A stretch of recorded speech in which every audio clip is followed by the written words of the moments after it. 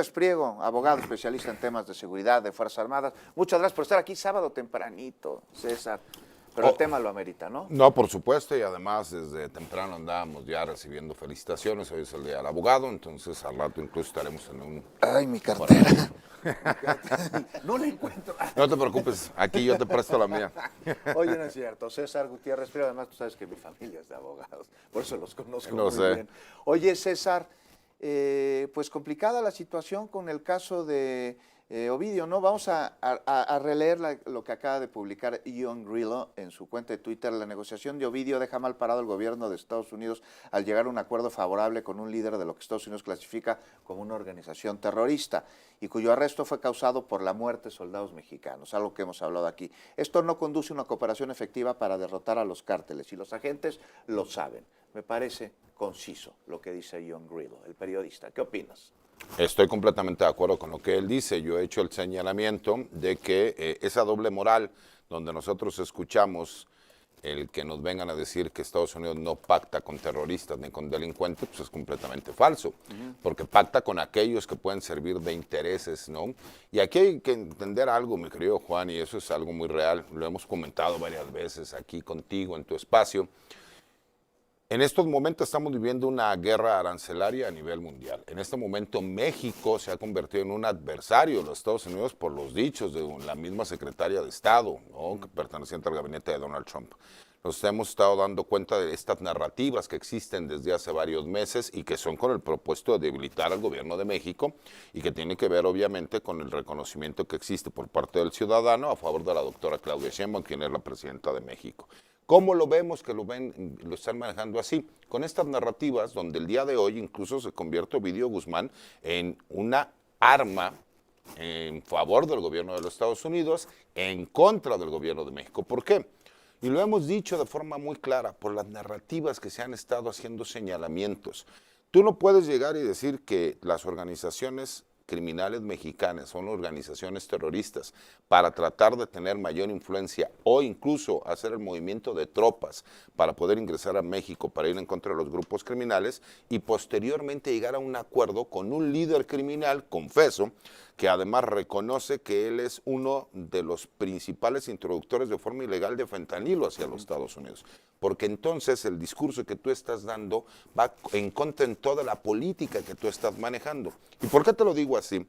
Hay un análisis, y no lo digo yo, los datos no lo muestran, desde que inició el sexenio, la coordinación del Gabinete de Seguridad, donde vemos a la Secretaría de la Defensa Nacional, Secretaría de Marina, Secretaría de Seguridad y Protección Ciudadana, CNI, Guardia Nacional y Fiscalía General de la República, ha dado los mejores resultados de los últimos 30 años. No lo digo yo, lo dicen los datos.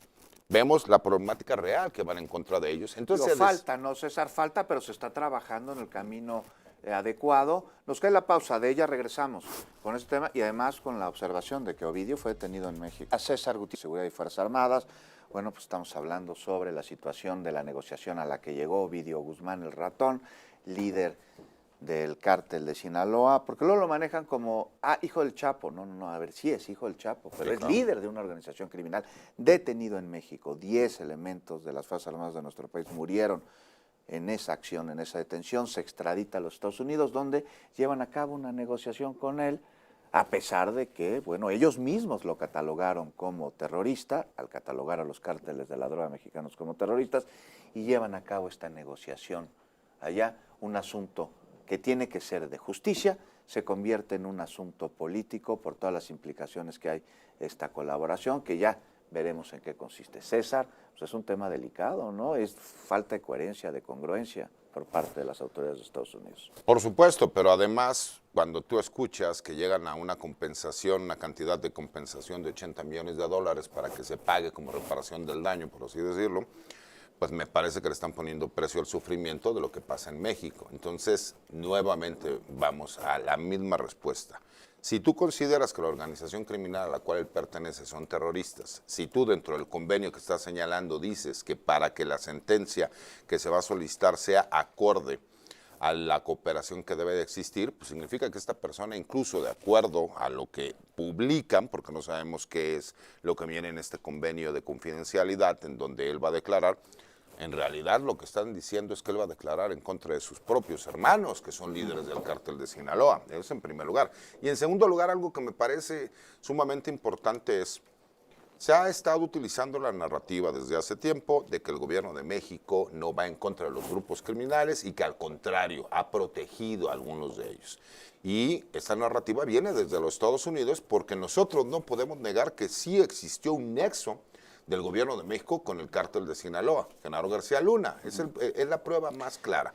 Y esa misma información la han utilizado para tratar de decir que tienen las pruebas derivado de Genaro García Luna. Y sé que muchas personas dirán, ¿a qué tienen miedo de lo que vaya a decir Ovidio? Me parece que no es el miedo de lo que pueda decir Ovidio. Entonces, me parece que el miedo es a lo que ellos puedan decir que dice Ovidio. No sé si me explico. se necesitarían elementos probatorios de lo que diga nada más como testimonial Ovidio, ¿no? Pero además hay que ver qué dice Ovidio, porque pues si van a hablar de lavado de dinero, como es parte del acuerdo, pues allá en Estados Unidos es donde se paga, entonces ahí tendría pues también que señalar quién les lava el dinero en los Estados Unidos. El problema quién les trafica la droga. Nuevamente ¿Quién la mueve? doble moral. ¿Por qué? Porque parecería que los grupos criminales existen en todo el mundo, pero cuando llegan a Estados Unidos desaparecen. Pero ahí está el consumo, César, ahí es donde va la droga, ahí es donde está la demanda. Por supuesto, No se distribuye eso, no le salen alas a la droga. pero aparte fue creado de forma legal por parte de las farmacéuticas. A ver, rápidamente, nada más para ver el problema del fentanilo, que Donald Trump está aventando toda la bolita a México.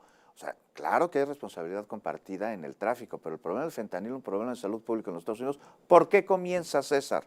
Porque las farmacéuticas de los Estados Unidos, autorizadas por el mismo gobierno norteamericano, son los que terminan volviendo adictos a una gran cantidad de ciudadanos norteamericanos. Y en el momento en que vienen estas demandas, se arma un escándalo, entonces legalmente le cierran la puerta, pero dejan un mercado de millones y millones y millones de adictos. Con el Oxycontin y Así es. una, digamos, creación de la necesidad de un producto que volvió adictos a los estadounidenses. Es correcto. Y lo que hicieron los grupos criminales, pues fue un mercado en donde ellos podían participar. Pero vamos todavía más allá, mi querido Juan. Ha quedado claro con los mismos datos que tiene el gobierno de los Estados Unidos que los decomisos que han existido en México y la destrucción de todos estos laboratorios de metanfetaminas y también algunos de ellos de fentanilo ha bajado el consumo de drogas de la frontera norte de los Estados Unidos, o sea, de la frontera sur de los Estados Unidos, que es pegada con México. A ver, es que yo no entiendo, perdón César, están las declaraciones de Trump del día de hoy que México no está haciendo lo suficiente, pero acaba de decir hace unas semanas que las incautaciones de fentanilo en Estados Unidos disminuyeron considerablemente gracias al trabajo que ha hecho México para pues atender el tráfico de esta sustancia. Es correcto. Entonces, ¿cuáles son las declaraciones auténticas, verdaderas, las de hace unas semanas, las de hoy, donde queda aquella pues espaldarazo, aquel reconocimiento a las labores de la Estrategia Nacional de Seguridad con las declaraciones del día de hoy? Pues me parece que la gimnasia, la magnesia, la coherencia, y no es lo mismo Juan Domínguez que no me amueles. Es correcto, pero además lo hemos visto, el tema de seguridad se ha politizado a tal grado de que se ha convertido en este momento en un arma geopolítica. ¿Y a qué me refiero con esto? Estamos viendo que Estados Unidos está teniendo una guerra arancelaria a nivel mundial. Estamos viendo de forma clara que Estados Unidos nuevamente quiere tener el control de América del Norte. Y se está dando cuenta que incluso el hecho de ver un gobierno mexicano fuerte, un gobierno con instituciones, no le gusta porque ha estado acostumbrado durante toda la historia de México y los Estados Unidos a tener gobiernos timoratos que todo lo que pide Estados Unidos se le concede de forma inmediata. Esa es una narrativa que tienen meses. Lo hemos platicado en varias ocasiones, mi querido Juan. ¿De dónde crees que salió el narcogobierno, narcopresidente, narcopresidenta? Todas estas campañas difamatorias. Por supuesto. Y que ahora escuchamos incluso a Donald Trump, que hace unas semana llegaba y decía que el gobierno de México, que la presidenta es maravillosa y que el trabajo que se está haciendo, los números, obviamente le dan un espaldarazo a todas las acciones en contra del crimen organizado. Y hoy el tema que le conviene es, por supuesto, crear nuevamente una narrativa. Porque hay que recordar algo, Juan. Ovidio Guzmán no dijo nada, lo único que dijo es, me declaro culpable, ratifico el convenio que ya se firmó, hay 4 delitos por los cuales me están acusando, reconozco que soy líder del cártel de Sinaloa, reconozco que me dedico a la introducción ilegal de fentanilo hacia los Estados Unidos y asimismo solicito que de acuerdo a la cooperación que voy a tener, la sentencia que propongan los fiscales sea acorde a la cooperación que yo haga.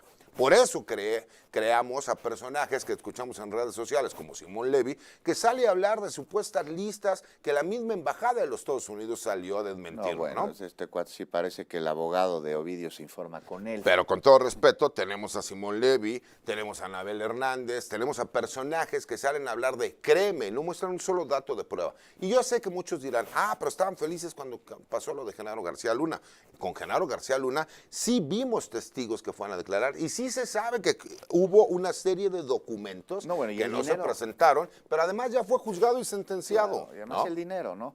Oye, César Gutiérrez Priego, pues ahí está claramente parte de lo que está sucediendo el día de hoy. Muy importante señalar que parece que Donald Trump cambió de idea de un momento a otro porque aplaudía la estrategia para combatir el fentanilo, dio resultados, disminución de incautación en Estados Unidos y ahora pues él ya tiene otros datos. Estaremos pendientes